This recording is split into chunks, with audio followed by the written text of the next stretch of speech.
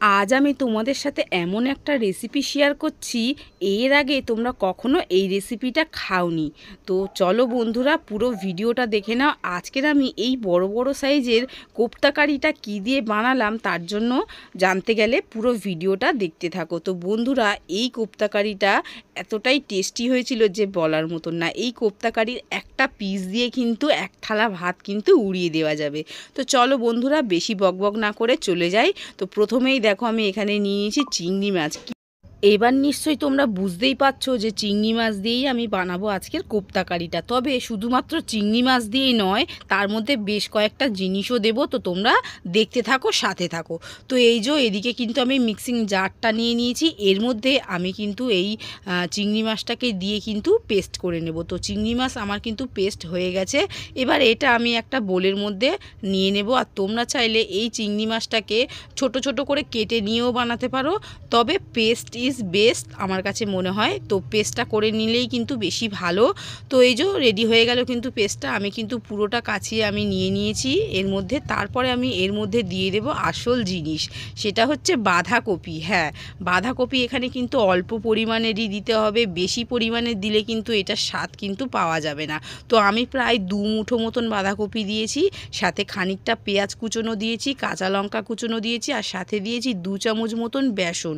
তোমরা বেসনের পরিবর্তে তোমরা কিন্তু কর্নফ্লাওয়ারও দিতে পারো এখানে। এবার দিয়েছি এখানে স্বাদ মতো নুন, হলুদের গুঁড়ো, লঙ্কার গুঁড়ো, সাথে দিয়েছি জিরের গুঁড়ো আর ধনের গুঁড়ো। সমস্ত মশলা কিন্তু একটু চাপ বেশি করেই দিতে হবে কোপ্তা কারিতে। আর তোমরা কিন্তু এখানে কিন্তু একটু গুঁড়ো গরম মশলা থাকলে অ্যাড করে দিতে পারো। তারপরে কিন্তু এই সমস্ত জিনিস বাঁধাকপির সাথে চিংড়ি মাছের এটা ভালো মতন মাখিয়ে নিয়েছি। মাখিয়ে নেওয়ার পরে আমি একটু রসুন গ্রেটার দিয়ে গ্রেট করে আবার দিয়ে দিলাম। যেহেতু এই চিংড়ি মাছটা পড়েছে, তো তাই একটু রসুন দিলে ভালো লাগবে জিনিসটা। এবার রসুনটাকে দিয়ে আবারও আমি ভালো মতন এটাকে মাখিয়ে নিলাম। এখন কিন্তু এটা মানে জল ছাড়াই কিন্তু আমি মাখিয়ে নিয়েছি, জল কিন্তু একদমই ইউজ করিনি। কারণ বাঁধাকপির থেকে একটু নুনটা পড়েছে, বাঁধাকপি থেকে অল্প একটু জল ছেড়েছে, তো সেই জলেই কিন্তু আমার এটা ভালো মতন মাখা হয়ে গেছে।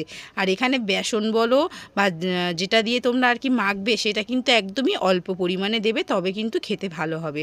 এবার কিন্তু প্রত্যেকটা কোপ্তা কিন্তু আমি বেশ বড় বড় সাইজের কিন্তু বানিয়ে নিয়েছি। আর সমস্ত কোপ্তাগুলো আমি একেবারেই গড়ে নিয়েছি, এতে কিন্তু খুব সুবিধা হবে। আমি কিন্তু গোল গোল শেপ দিয়ে নিয়েছি, তোমরা চাইলে যে যেমন খুশি শেপ দিয়ে বানিয়ে নিতে পারো। এবার দেখো বন্ধুরা, এই কোপ্তাগুলো কিন্তু ভেজে নেওয়ার পালা। তো কড়াইয়ের মধ্যে বেশ খানিকটা তেল দিয়েছি।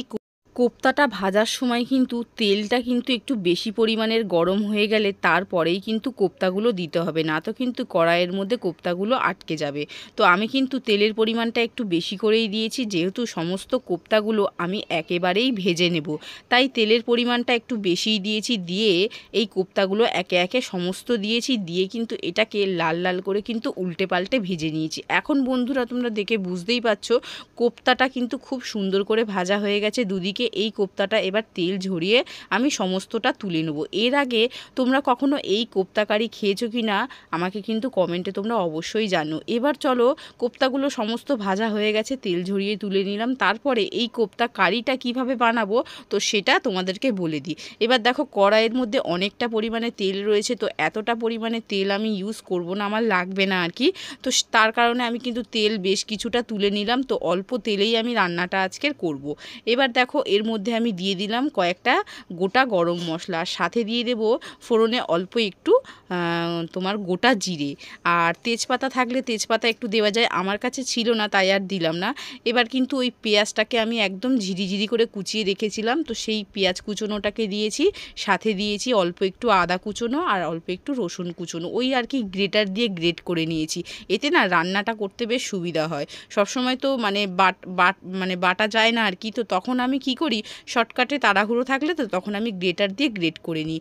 তো তারপরে দেখো, আমি এখানে বেশ টমেটো দিয়ে দিয়েছি। এখানে একটা গোটা সাইজের টমেটো আমি একদম ছোট ছোট করে কিউব করে কেটে এর মধ্যে দিয়ে দিয়েছি। সাথে দিয়ে দেবো পরিমাণ মতো নুন, হলুদ গুঁড়ো, লঙ্কার গুঁড়ো, একটু জিরের গুঁড়ো দিয়ে সমস্তটা দিয়ে অল্প একটু জল দিয়ে এই মশলাটাকে না খানিকক্ষণ কিন্তু কষে নিতে হবে, যতক্ষণ না টমেটোটা ভালো মতন গলে যায় আর মশলা থেকে তেল ছেড়ে দেয়। তো মোটামুটি আমার কিন্তু এটা ভালো মতন কিন্তু কষানো হয়ে গেছে। এরপর কিন্তু আমি এর মধ্যে জল দিয়ে দেবো। কিছুই না, রেগুলারের যেসব মশলাগুলো আমি ইউজ করি তো সেই সব মশলা দিয়েই কিন্তু আমি এই কোপ্তা কারিটা করছি। আলাদা করে এক্সট্রা কিন্তু খরচ করে কোনো রকম মশলা কিন্তু আমি এর মধ্যে দিইনি। তো তারপরে আমি কিন্তু পরিমাণ মতন জল দিয়েছি, দিয়ে এটা ঢাকনা চাপা দিয়ে একটু ফুটিয়ে নিয়েছি ঝোলটা। আর কারণ কোপ্তা কারিগুলো দিয়ে কিন্তু খুব বেশি ফোটানো যাবে না, তাই ঝোলটা কিন্তু আমি খানিকক্ষণ ফুটিয়ে নিয়েছি। এবার কিন্তু ঝোলটা ফুটিয়ে নেওয়ার পর কিন্তু আমি সমস্ত কোপ্তা কারিগুলো একেবারে দিয়ে দিয়েছি, সাথে দিয়ে দিয়েছি কাঁচা লঙ্কা, দিয়ে এটাকে খানিকক্ষণ ফুটিয়ে নেবো। হ্যাঁ, এবার তোমাদেরকে একটা কথা বলি, এটা নামানোর আগে এর মধ্যে একটুখানি গরম মশলা, ঘি, চাইলে ধনেপাতা থাকলে কুচিয়ে এর মধ্যে দিয়ে দিতে পারো, তাতে এই কোপ্তা কারির স্বাদ আরও দ্বিগুণ বাড়বে। তো আমার কিন্তু রেডি হয়ে গেল এই কোপ্তা কারিটা। বিশ্বাস করো, এই কোপ্তা কারিটা সত্যি কথা বলতে এতটাই দুর্দান্ত টেস্টি হয়েছিল, আমি এই কোপ্তা কারি একটা পিস দিয়েই কিন্তু অনেকটা পরিমাণে ভাত খেয়ে নিতে পেরেছি। আর ভেতরটা কত সুন্দর সফট হয়েছে। আর এই কোপ্তা কারিটার না একটাও কিন্তু ভেঙে যায়নি ঝোলের মধ্যে, সেই ভয়টা কিন্তু নেই। যেহেতু ভেবেছিলাম হয়তো কোপ্তা কারিটা ফোটালে কিন্তু ভেঙে যাবে, তবে আমি খানিকক্ষণ কিন্তু ফুটিয়েছিলাম যাতে কোপ্তার গ্রেভিটা কোপ্তার ভেতরে ভালো মতন ঢুকে যায়। তো মোটামুটি অনেকক্ষণ ফুটিয়ে নেওয়ার পরে কিন্তু আমার কোপ্তাগুলো একটাও কিন্তু ভাঙেনি, সমস্ত কোপ্তাগুলো খুব সুন্দর কিন্তু গোটা গোটাই রয়েছে।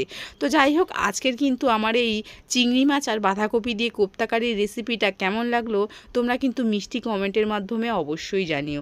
আর কেউ যদি আমার চ্যানেলে নতুন এসে থাকো তাহলে অবশ্যই কিন্তু চ্যানেলটাকে সাবস্ক্রাইব করে পাশে থেকো। ফেসবুক থেকে ভিডিওটা কেউ দেখলে তাহলে পেজটিকে ফলো করে নেওয়ার অনুরোধ করলাম। আজকের আমি খেতে খেতে এখানেই বিদায় নিলাম, আবার দেখা হবে পরবর্তী নতুন রেসিপিতে। ততক্ষণ পর্যন্ত সবাই ভালো থাকবে, সুস্থ থাকবে। আজ আমি বিদায় নিলাম। আর সত্যি কথা বলতে এই কোপ্তা কারিটা দিয়ে না এত ভালো লাগছিল, সাথে একটু লঙ্কাটা, কাঁচা লঙ্কাটা একটু ভাতের সঙ্গে ডলে নিচ্ছিলাম, আর সাথে এই কোপ্তা কারিটা দিয়ে এই যে একটা বাইট মুখে নেওয়ার পরে না মুখের ভেতরে যেন জাস্ট ধামাকা হচ্ছিল।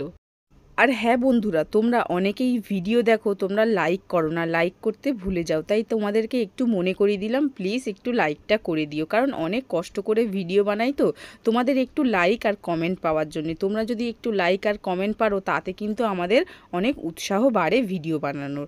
তো যাই হোক, এই কোপ্তা কারিটা অবশ্যই কিন্তু বাড়িতে তোমরা ট্রাই করো, আর অবশ্যই কেমন হয়েছে সেটা কিন্তু কমেন্ট বক্সে জানিয়ে যেও। তো আজ আমি বিদায় নিলাম, টাটা।